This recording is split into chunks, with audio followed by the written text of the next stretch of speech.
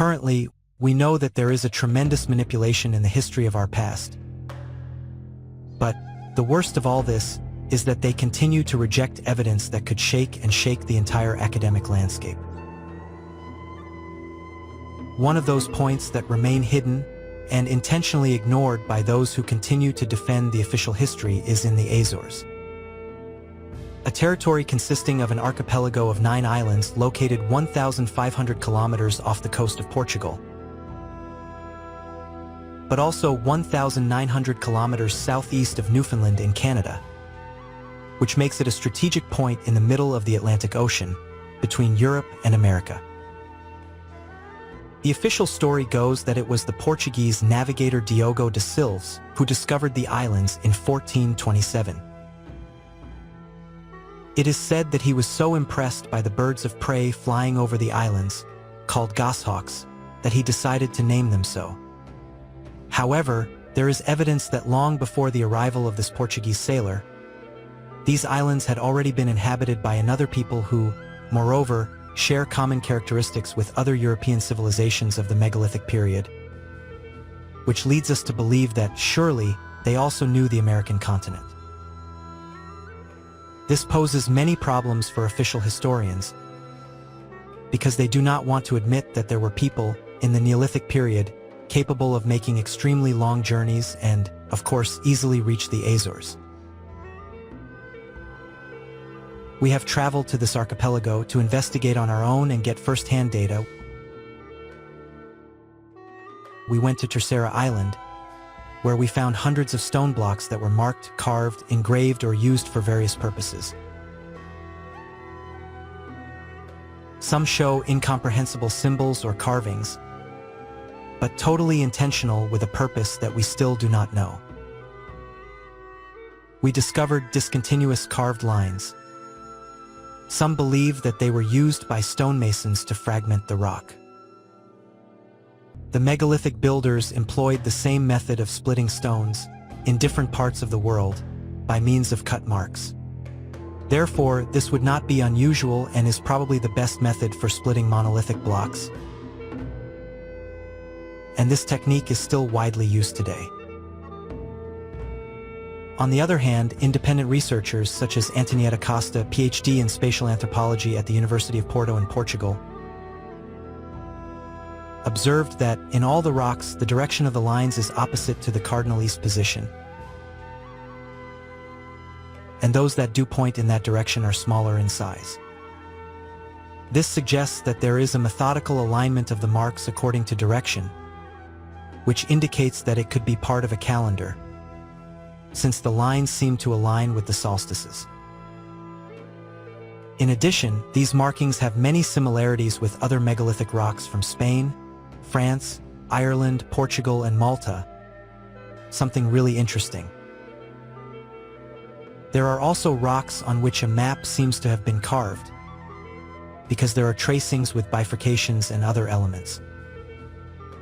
These inscriptions resemble the cave maps of the Stone Age in continental Europe. Another type of rock manipulation are the bowls, dozens of which can be seen at the site of Grota do Medo on Terceira Island, with a greater number of them being found on the tops of megalithic constructions or monolithic blocks near the cliffs. According to the resident of Terceira Island, Antonio Felix Rodriguez, doctor in physics and passionate about this type of megalithic formations in the Azores, he considers that there is a metaphorical association between water and stone, with certain parallels with some Neolithic sites in Ireland. Despite the apparent erosion of the basins, when it rains, they are filled with water and run down to the cliffs or to the entrance of the megalithic constructions.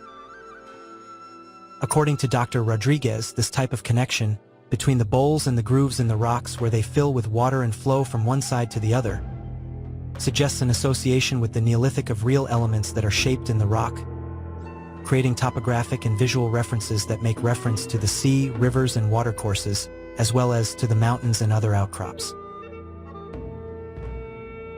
He also considers that these bowls are similar to the Irish bulins, but they are not associated with ecclesiastical sites, and some of them are located on top of cliffs, so they were not used for drinking cattle, and they clearly show that they were not used to process cereals or other known agricultural products. Other rocks have been modified by man to represent wild animals or mythological creatures that, within a socio-cultural context, were part of what other Northern European peoples considered sacred. For them, they were centers of power where these stony creatures were taken as part of nature. But there are not only carved rocks in the Azores, we also find the most representative megalithic constructions of the European Neolithic period, the dolmen. 4 of these structures have been found on the island of Terceira, with an open entrance facing east leading to a rectangular or trapezoidal chamber. These chambers are covered with stone blocks of several tons and, of course, their layout is not natural. Furthermore, this dolmen is located at the highest point of Espigao Hill, a hill that dominates most of the seascape and land of Terceira Island.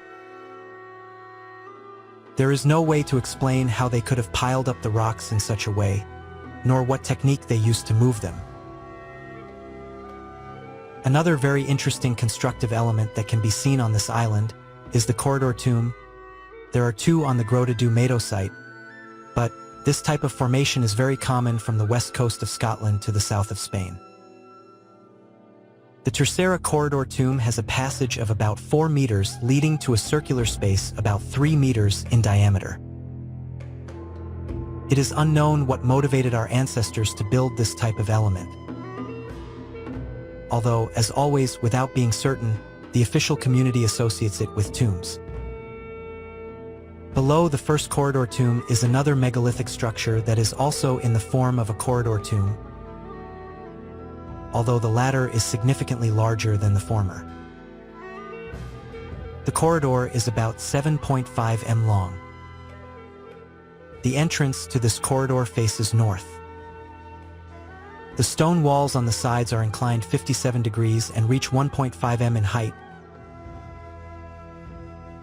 They are made from carved stone blocks that, as a whole, support gigantic blocks of several tons that sit on top, forming the roof of the structure.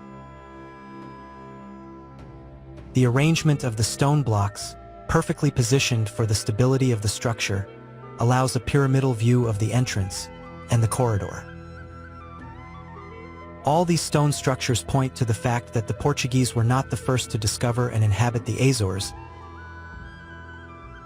It is more than evident that another people or civilization arrived in these lands and, without a doubt, mastered perfectly the voyages on the high seas. As evidence of this, you can see on the coast some of the hold rocks that were used as anchors for ships, which are also similar to those found in the Mediterranean and the European Atlantic, and according to its typology would be located in the 2nd millennium BC. The extraordinary thing is that, according to Antonio Felix Rodriguez, these stones have a hole of 14 centimeters in diameter, as if it had been made by the same hand, or they used the same methodology. At no time could the Portuguese have used this type of anchors, since, when they dominated the seas, heavy metal anchors already existed. Of course, this is not the only proof that the official history of the Azores Islands does not correspond to reality. And they know it. But why do they lie? Maybe because they would have to modify the ancient history of the whole world? Of course, that in the Azores, there are many more mysteries waiting to be revealed, to shed some light on the darkness of our past.